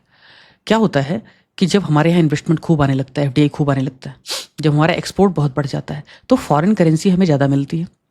इसलिए हमारा क्या होता है, जो फॉरेन रिजर्व वो बढ़ जाता है। तो foreign reserve is the indicator of surplus trade, बढ़िया एक्सपोर्ट हो रहा है, ज़्यादा इन्वेस्टमेंट आ रहा है। लेकिन वहीं अगर लोग अपना निवेश निकाल निकाल के भागने लगे, रुपया कमज़ोर होने लगे, डॉलर की डिमांड बढ़ जाए, तो डॉलर की डिमांड की पूर्ति के लिए आरबीआई को मजबूर होकर के अपने फॉरेक्स से पैसा निकाल करके मार्केट में झोंकना पड़ेगा, ताकि रुपया और गिरने से बच जाए। क्योंकि रुपया और गिरेगा और गिरेगा और गिरेगा तो क्या होगा ना मित्र, इंपोर्ट हमारा महंगा हो जाएगा, जिससे देश की इकोनॉमी लड़खड़ा सकती है। इसलिए भी आरबीआई क्या करता है, स्टेबलाइजेशन के लिए, एक्सटर्नल स्टेबिलिटी के लिए डॉलर को फॉरेक्स से उठाता है और झोंक देता है मार्केट में, तो हमारा फॉरेक्स कम हो जाता है। ये बेसिक है, बट अभी यहाँ इकोनॉमी नहीं पढ़ाएंगे डिटेल में, सिर्फ ये इंट्रोडक्टरी सेशन है, ओवरव्यू ऑफ इकोनॉमी। अब अगला मित्र मैन्युफैक्चरिंग। फिर से दिखा देता हूँ कितने पिलर पे हमने बात की थी।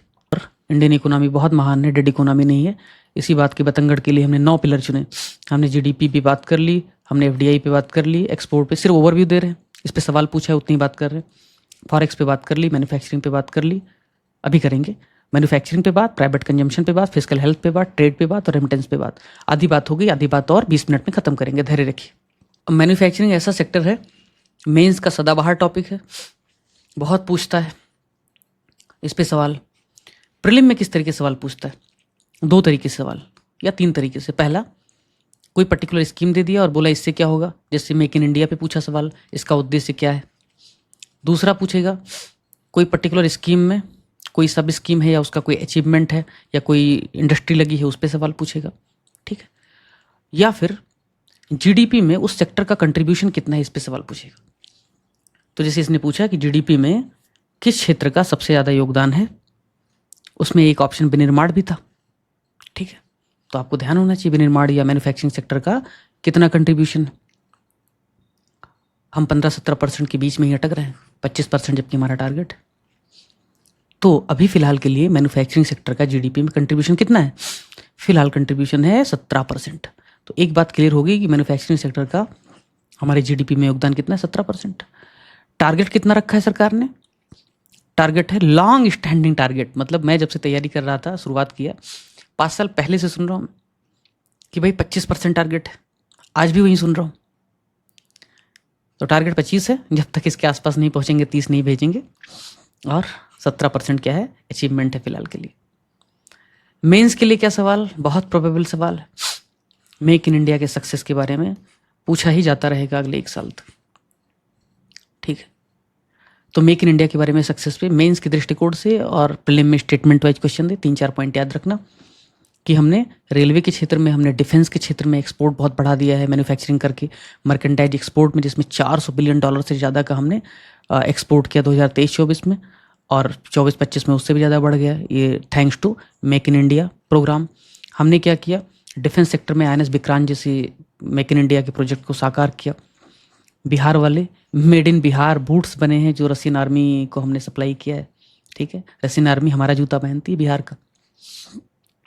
तो कंक्लूजन अगर लिखने को आ जाए मेक इन इंडिया पे, तो एक कंक्लूजन भी लिख दिया है। हालांकि कॉम्प्रहेंसिव कंटेंट में सब कुछ अवेलेबल है, लेकिन थोड़ा दिखाने के लिए कि भाई ऐसे लिखा जा सकता है कि मेक इन इंडिया पहल ने देश को डिजाइन, इनोवेशन, मैन्युफैक्चरिंग में एक संपन्न केंद्र के रूप में बदल दिया है, जिससे विभिन्न क्षेत्रों में वैश्विक अग्रणी रूप में स्थापित हो गया है। Make in India initiative has transform the country into a thriving hub for design, innovation and manufacturing, positioned it as a global leader in various sectors, ठीक। अब मजे की बात है कि मेक इन इंडिया एक्चुअली में अच्छा नहीं है, सॉरी मेक इन इंडिया कह रहा हूँ, मैन्युफैक्चरिंग सेक्टर का कंट्रीब्यूशन एक्चुअली में अच्छा नहीं है। उसके पीछे क्या कारण है, उसके पीछे कारण सोशल कारण है। वो सोशल कारण क्या है, भारत में जमींदार लोग थे, फ्यूडल सिस्टम था, उन्होंने जो पैसा कमाया खेती का, अय्यासी में उड़ा दिया या बर्बाद कर दिया। जबकि यूरोप में क्या था, जो फ्यूडल्स थे, खेती का जो पैसा था उसको उन्होंने क्या किया, निवेश किया इंडस्ट्री में, जिसकी वजह से उनका मैन्युफैक्चरिंग सेक्टर रोबस्ट हुआ। चाइना ने क्या किया, एग्रीकल्चर सेक्टर का जो सरप्लस था उसको मैन्युफैक्चरिंग में लगाया और बाद में सर्विस सेक्टर में ग्रोथ हुआ। भारत में दूसरा हुआ, एग्रीकल्चर सेक्टर में तो पैसा था ही नहीं सरप्लस, और जिनके पास था उन्होंने कभी लगाया नहीं। टेक्नोलॉजी की वजह से और थैंक्स टू इंडियन क्या कहते हैं उसको, जो पढ़े लिखे बहुत ज़्यादा छात्र थे उनको, कि सर्विस सेक्टर भी हमारा बूम कर गया। इंग्लिश लैंग्वेज की भी इसमें भूमिका रही, बीपीओ वगैरह शुरुआत में है। तो सर्विस सेक्टर बूम करके एग्रीकल्चर सेक्टर वैसे ही बर्बाद रहा और मैन्युफैक्चरिंग सेक्टर डेवलप नहीं हो पाया, इंडस्ट्री उतनी डेवलप नहीं हो पाई। तो ये सोशल और कहीं ना कहीं एक हिस्टोरिकल प्रॉब्लम रही है। आज की प्रॉब्लम क्या है? आज की प्रॉब्लम है कि भाई आपके पास एक टेक्सटाइल सेक्टर में 800 से 1000 लोग काम करते हैं एक कंपनी में टेक्सटाइल के, जबकि चाइना में 10,000 से 15,000 लोग काम करते हैं। स्केल ऑफ इकोनॉमी है नहीं, टेक्नोलॉजी है नहीं, पावर लूम अब भी वहीं पुराने सड़े गले टेक्नोलॉजी पे काम करते हैं। आपकी जीरो इफेक्ट जीरो डिफेक्ट की पॉलिसी के बावजूद आपके प्रोडक्ट कम्पिटिटिव हो नहीं पाते हैं, मार्केट में टिक नहीं पाते हैं। टैरिफ वार के बाद तो और स्थिति खराब हो जाएगी, क्योंकि वियतनाम देगा 20% टैक्स और हम देंगे 50%। तो हमारा कपड़ा कैसे कम्पिटिटिव रह पाएगा? बांग्लादेश से भी नहीं कम्पिटिटिव रह पाएगा। कल मैं गया था, कल नहीं गया था, एक हफ्ते पहले गया था मॉल में कपड़े लेने के लिए। कपड़े तो मुझे पसंद नहीं आए, लेकिन मेरा जो फेवरेट ब्रांड था अंत में जाके वहीं लेना पड़ता है। लेकिन एक दूसरा ब्रांड भी था जिसमें अलग अलग ब्रांड के कपड़े मिल रहे थे। उसमें कुछ बहुत सुंदर कपड़े, डिजाइन बहुत अच्छे अच्छे डिजाइन, बहुत हल्के कॉटन के कपड़े दिख रहे थे। मैंने सोचा यार ये क्या है, कहाँ से कपड़े? तो सीधे मैंने ओरिजिन देखा, कंट्री ओरिजिन, तो उसमें लिखा था बांग्लादेश। और एक एक शर्ट तमाम टैक्स के बाद भी 300 से 700 के रेंज में बिक रहे थे। मैंने कहा यार वाह क्या बात, मतलब 70-80 रुपये में कहीं वो लोग बेचते होंगे 100 रुपये में। इतना चीप अगर टेक्सटाइल वहाँ से आ रहा है, हालांकि इंडिया ड्यूटी भी कम लगाता है बांग्लादेश पे, जो जैसे उसका विकासशील क्या कहते हैं उसको, लीस्ट डेवलपिंग इकोनॉमी का जो दर्जा है ख़त्म होगा, टैक्स बढ़ जाएगा। इसलिए भी बांग्लादेश का जो टेक्सटाइल प्रोडक्ट है वो कम्पिटिटिव है। लेकिन अगर इंडिया पे 50% टैक्स लगेगा तो कैसे इंडिया कम्पीट कर पाएगा यार? अगले पिलर को देख लेते हैं, इस पर ज़्यादा बात नहीं करेंगे, प्रीलिम का हम पढ़ रहे हैं कंटेंट। प्राइवेट कंजम्पशन और इन्वेस्टमेंट। प्राइवेट कंजम्पशन और इन्वेस्टमेंट को लेकर के सवाल कैसे भी पूछ सकता है, थोड़ा सा कंफ्यूज कर सकता है, कुछ फैक्ट पूछ सकता है, लेकिन हम 2 मिनट में समझेंगे कि इस पे सवाल क्या क्या बन सकते हैं और इसके फैक्ट क्या क्या बन सकते हैं। सबसे पहले स्थिति देखो आप कि कंजम्पशन और इन्वेस्टमेंट की देश के डेवलपमेंट में क्या भूमिका है। आपने देखा कि पूरी दुनिया जब मंदी में चली गई थी 2008-9 में लेमन ब्रदर्स के कांड के बाद, भारत की इकोनॉमी तब भी रोबस्ट थी। क्यों रोबस्ट थी? क्योंकि हमारे यहाँ जो घरेलू मांग था, 100 करोड़ से ज़्यादा जो जनसंख्या उस समय जिसको डिमांड थी कपड़े से लेकर के फूड तक, सर्विसेज तक, उसने डिमांड कंटिन्यू रखा, तो हमारे यहाँ मंदी आई नहीं। बट दिक्कत इस बात की है कि कंजम्पशन, खाली कंजम्पशन होने से किसी राष्ट्र का विकास हो सकता है क्या?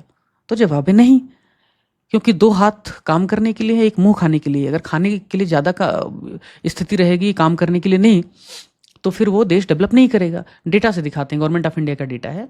क्या डेटा है मित्र? कि यहाँ देखो, इंडिया और चाइना का कंपैरिजन किया गया। ये है चीन। चीन में जो इन्वेस्टमेंट है जीडीपी का, वो इन्वेस्टमेंट कितना है अभी के हिसाब से देखा जाए तो कुछ यहाँ पे आ रहा है 30 से 40 के आसपास, यानी 35%। यानी कि जीडीपी का 35% लगभग वो लोग इन्वेस्ट कर रहे हैं। और इनकी जो पर कैपिटा इनकम है चीन की, माफ करना मुझे, इन्वेस्टमेंट जो है चीन का वो यहाँ है 30 से 40 के बीच, 35 है, ठीक है, सही बात है। उनका जो पर कैपिटा इनकम है चीन का वो यहाँ है। इंडिया की स्थिति वहीं देखो, इन्वेस्टमेंट जो है इंडिया का वो कहाँ पे है? वो कहीं यहाँ पे 20 से 25 के बीच, 22-24, 25 मान लो। और इसीलिए इंडिया का जो पर कैपिटा इनकम है वो भी कम है।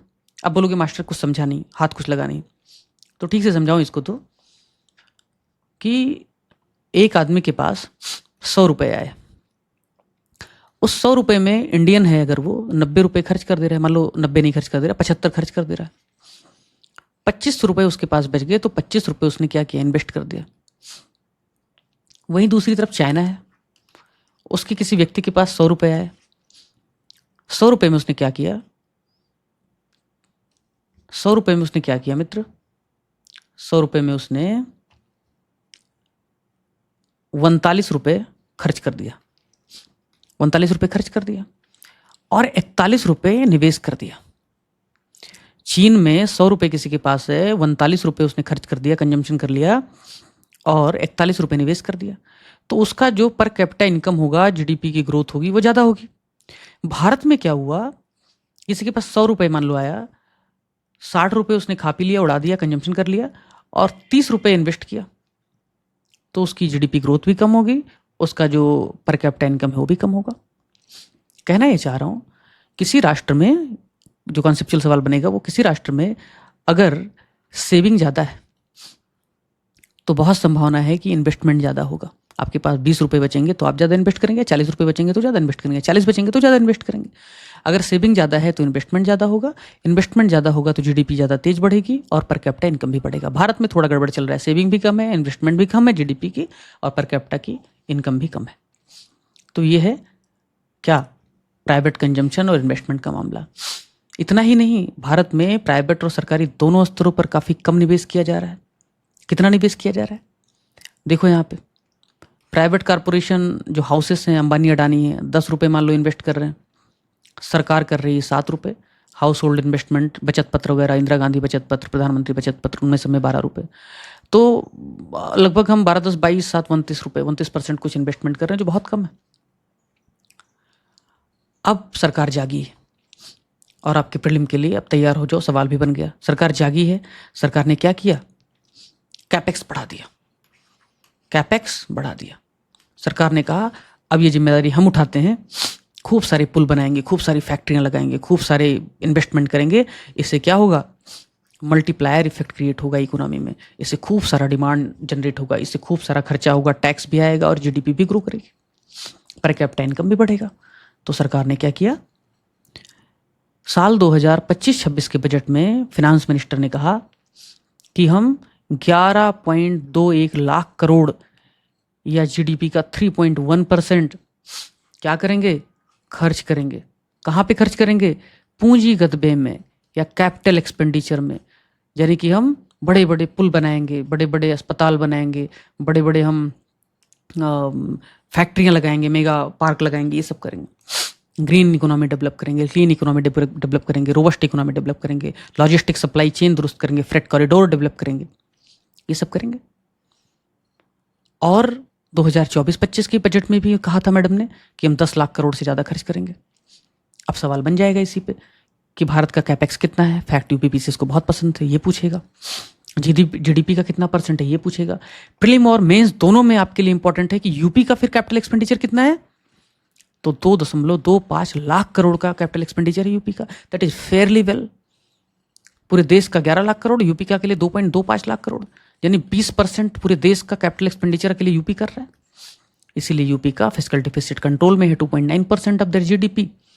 फिस्कल हेल्थ भी बहुत अच्छा है, फ्रंट रनर की कैटेगरी में है वो लोग। तो ये सब कोरिलेट करके पढ़ोगे तो अच्छा रहेगा मित्र।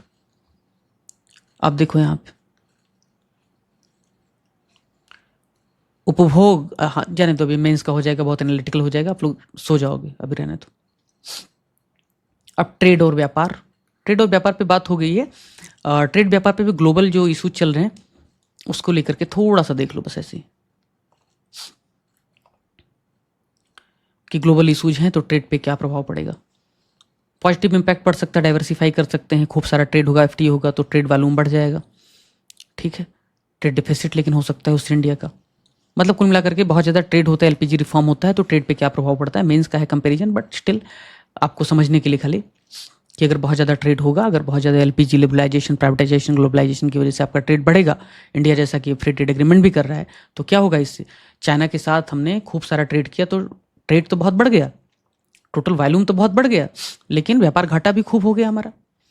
आसियान के साथ किया, व्यापार घाटा भी खूब हो गया। तो ट्रेड तो बढ़ेगा वॉल्यूम में, लेकिन ट्रेड डिफिसिट भी बढ़ जाएगा, हो सकता है बढ़ जाए। जैसे यूके के साथ हमने एग्रीमेंट किया तो डर तो इस बात का है ही।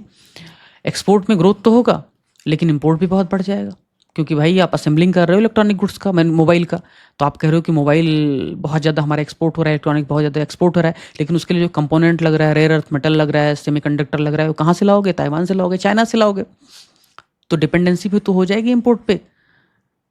सोलर पैनल खूब बेच रहे हो, लेकिन उसकी सिलिकॉन वो सब कहाँ से लाओगे, चाइना से लाओगे। एक दो नहीं, 80% चाइना से इंपोर्ट कर रहे हो तुम सोलर पैनल, तो निश्चित तौर पे आपका डिफिसिट बढ़ेगा।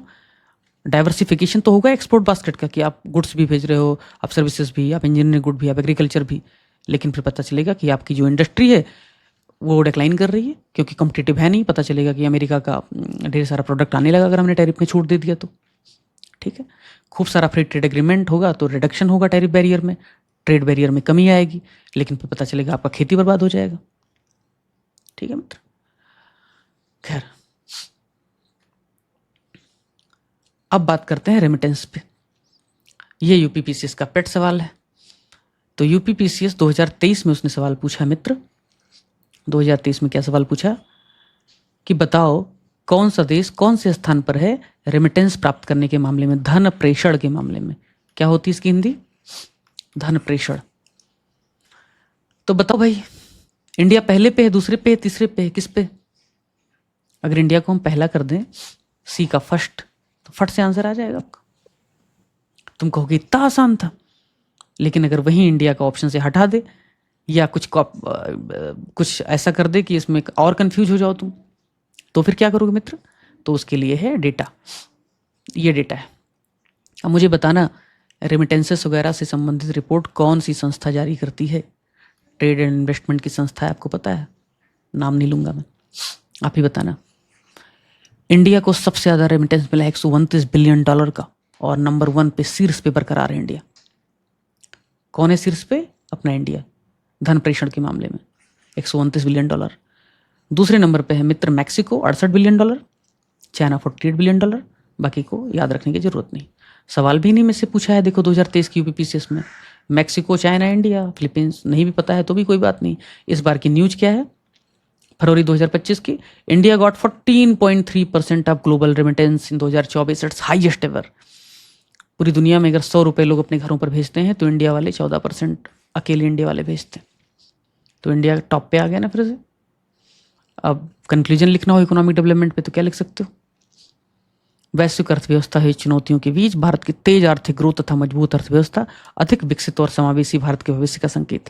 The global economy continues to face challenges. Keywords बहुत इंपॉर्टेंट होता है मीन्स के लिए। India consistent performance offers reassurance that it's well placed to lead from the front and keeping build a stronger more inclusive future. ठीक, तो ऐसा है भाई। ठीक है, 1 घंटे से पहले ही हमने खत्म कर दिया। अभी नेचर ऑफ इकोनॉमी आ जाएगा दूसरा टॉपिक, और फिर जीडीपी वगैरह। मुझे लगता है आज के लिए इतना ही काफ़ी है, समय कम था तो इतना कवर किया आज। ठीक है आज के लिए, ठीक है, चलें कुछ सवाल आपके ले लेते हैं, उसके बाद रखेंगे। अच्छी बात है, अभी भी आप लोग टिके हुए हैं धैर्य। एक एक करके भाई। Sir, yes madam. सर वो जो पॉइंट आप डिस्कस कर रहे थे यूके सेटा वाला, जिसमें 99% वाला था एक पॉइंट, सर वो 99% वाला जो बेनिफिट है वो इंडिया के गुड्स जो यूके में जाएंगे सिर्फ उन्हें मिलेगा कि ये दोनों तरफ मिलता है? इसका जवाब है इंडिया और यूके का सारा गुड़ मिला लो, ठीक, उसका एवरेज निकाल लो। अगर 100 आइटम है, उन 100 आइटम में 99 आइटम को कवर करता है ट्रेड से जो छूट है, एग्रीमेंट है। अगर उनकी कीमत निकाल लो तो वो लगभग 100% हो जाता है, 99 पॉइंट समथिंग। ठीक है, तो दोनों पकड़ करके, ठीक है। तो ये दोनों कंट्रीज के लिए है सर, इंडिया और यूके दोनों के लिए? ट्रेड एग्रीमेंट है तो इंडिया के लिए सिर्फ थोड़े होगा, कुछ इंडिया के लिए छूट होगी, कुछ उनके लिए होगी, सब पकड़ करके एवरेज निकाला होगा। मोस्ट मतलब कॉमन सेंस तो यही कहता है। जी सॉरी सर, ठीक है सर, समझ। और कोई madam? Anyone else?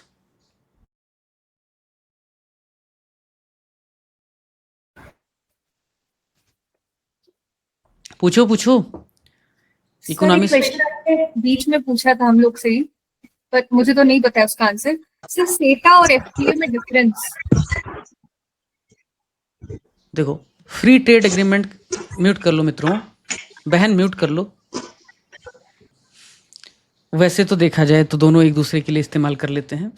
Free trade agreement नाम ही है फ्री ट्रेड एग्रीमेंट, कि भाई बैरियर वैरियर नहीं लगाएंगे, टैरिफ वैरिफ जीरो कर देंगे या जीरो की तरफ लेके आएंगे।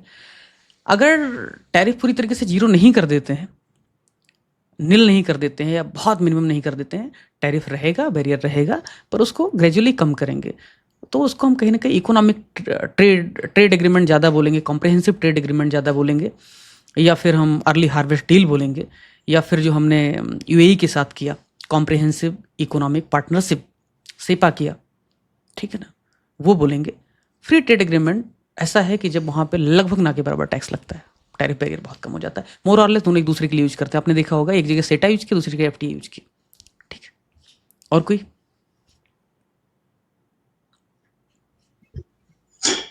सर मुझे पॉलिटी का जो अभी 6 नंबर का टेस्ट हुआ है तो उससे रिलेटेड एक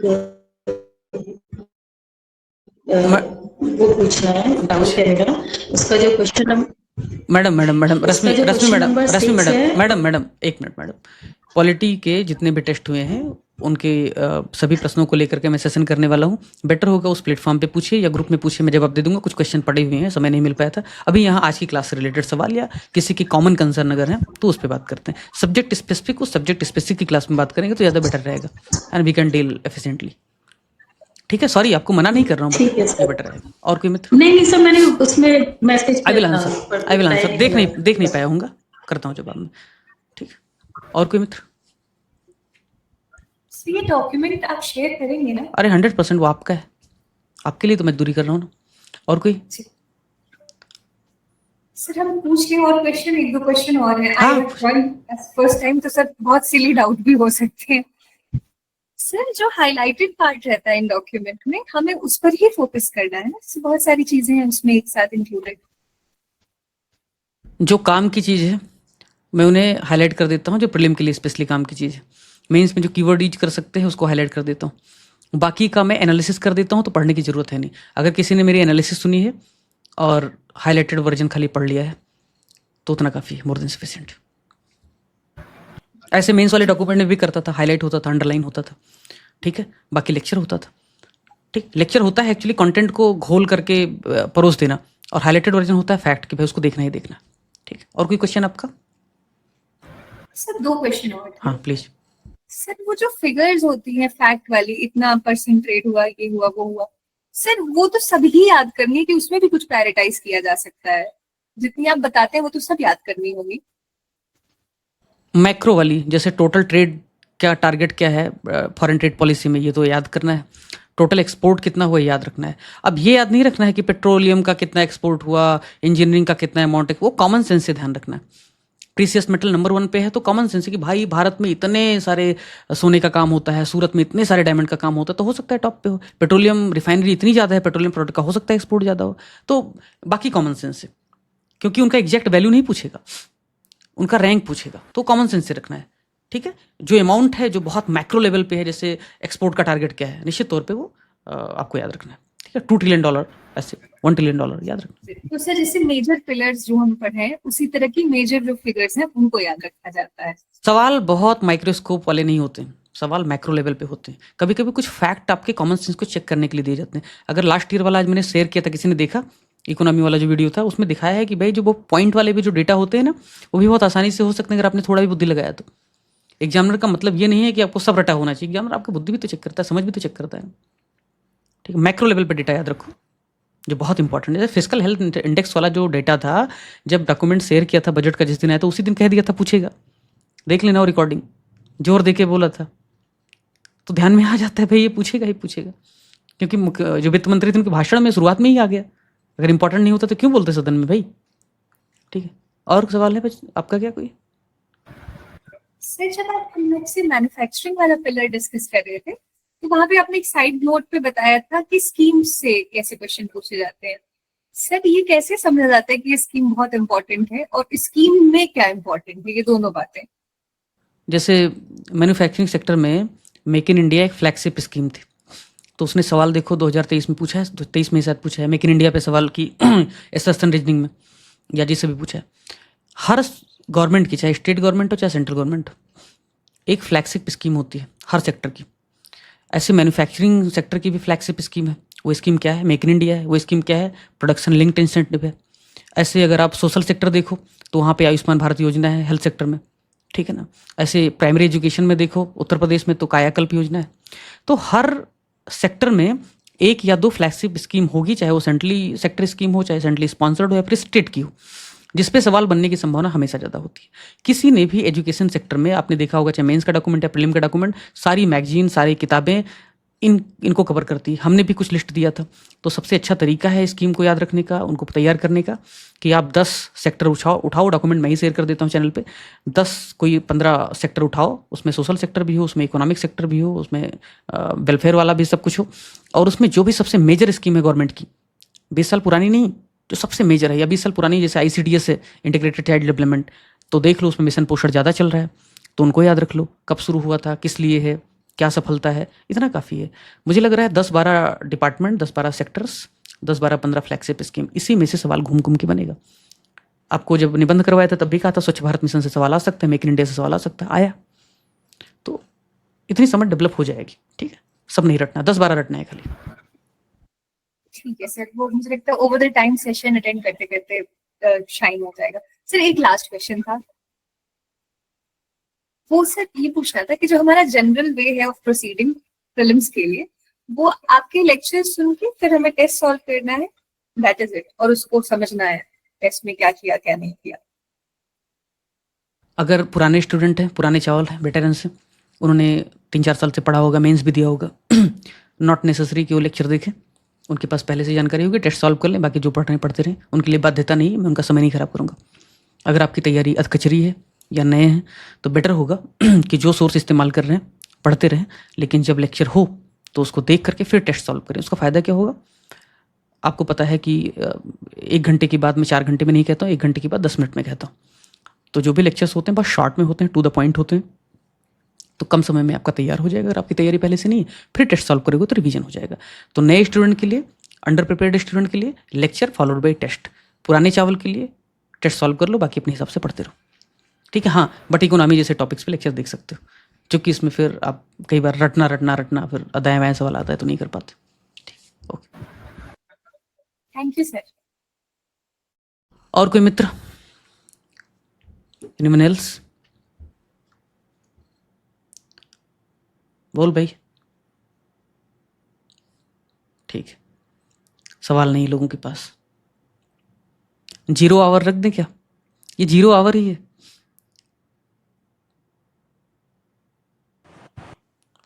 अभी तो 6 ही टेस्ट हुए हैं, अभी तो पॉलिटी खाली खत्म हुआ है, अभी तो सब बाकी। जब बताओ शुरुआत में संसद में क्या होता है?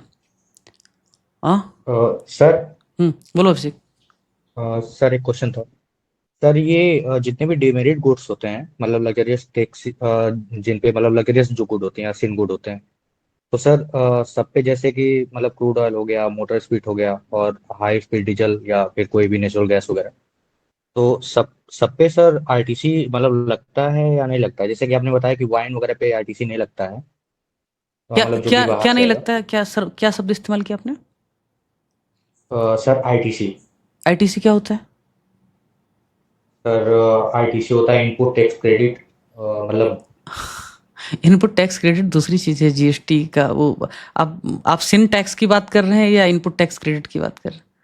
नहीं सर, मैं ये पूछ रहा हूँ सर, मतलब कि जैसे कि मतलब जितने भी ऐसे डिमेरिट गुड्स होते हैं या लग्जरियस गुड्स होते हैं, तो उनमें सर वाइन भी मतलब हम लोग काउंट करते हैं, और बेसिकली और भी बहुत सारे तो हैं जो मतलब जीएसटी में मतलब टैक्स एग्जम्प्टेड कैटेगरी में आता है, जैसे क्रूड हो गया या फिर सर नेचुरल गैस या मतलब हाई स्पीड डीजल वगैरह होता है। तो सर मतलब इसमें इसका मतलब आईटीसी से कुछ लेना देना होता है सर कि नहीं होता है, मतलब लगेंगे या नहीं लगेंगे? अभी जवाब किसी मित्र ने दे ही दिया, विलक्षण स्टूडेंट ने। आईटीसी इनपुट टैक्स क्रेडिट जो होता है कि भाई पहले आपने जीएसटी भर दिया है और बाद में फिर दूसरे वाले ने भी भर दिया है, तो आप उसको क्लेम कर सकते हो। इसीलिए आपका जीएसटी नंबर है तो ही आप उसको क्लेम कर सकते हो, अगर आप उस टैक्स बेस में हो तो इनपुट टैक्स क्रेडिट तो पहले चीज़ लगता नहीं है, वो आप क्लेम करते हैं टैक्स भरने के बाद में, ठीक है। हिसाब से रिफंड है, अगर मैं मोटा मोटा बोलूँ, ठीक। रही बात आपने सिन टैक्स की बात की, तो सिन टैक्स किस पे लगाया जाता है? सिन टैक्स लगता है नेगेटिव एक्सटर्नैलिटीज, या जिसका नकारात्मक परिणाम हो सकता है समाज पर, स्वास्थ्य पर, इकोनॉमी पर, उन पर लगता है। जैसे आपने बहुत महंगा सेंट, बहुत महंगा कुछ तो भी मंगाया बाहर से, विदेश से इम्पोर्टेड आइटम, पर्स, तो अर्थव्यवस्था में कोई वो पॉजिटिव प्रभाव नहीं पैदा करेगा, इसलिए सरकार उस पर ज़्यादा टैक्स लगाती है। तंबाकू, शराब, इससे स्वास्थ्य और समाज दोनों को नुकसान होता है, नेगेटिव एक्सटर्नैलिटी ज़्यादा पैदा होती है, इसलिए भी सरकार उस पर ज़्यादा टैक्स लगाती है। अब आपका क्या सवाल है इसमें आगे? हाँ प्रिया, सिगरेट, इसमें भी कुछ चीज़ें हैं जो राज्य सरकार के अंदर अभी भी आती हैं, कुछ चीज़ें हैं जो जीएसटी के अंदर है। अब क्या सवाल है इसमें आपका अगला? नहीं सर, बस इतना ही सर पूछना था सर, मतलब मुझे वाइन और सर बाकी जो बहुत चीज़ें जिसमें हैं एग्जाम उसमें, हुआ था मतलब बहुत चीज़ें हैं, बहुत चीज़ें, ठीक। ओके, और कोई मित्र, एनीवन एल्स? और कोई मित्र? नहीं, ठीक। 1000 सवालों से अच्छी तुम्हारी, क्या वो, 1000 सवालों से मेरी खामोशी अच्छी, जिसने तमाम, क्या है वो, आबरू रख ली। तो तुम लोग सवाल नहीं कर रहे हो तो अच्छा है, मैं बच गया, नहीं तो ऐसा कुछ सवाल कर लेते कि मुझे कहना पड़ता 1 साल पढ़ के आता हूँ। चलो कोई नहीं, ख्याल रखो भाई, कल फिर मिलते हैं, शुभ रात्रि। हाँ बोलो भाई। Good night, sir. Good night, good night, okay.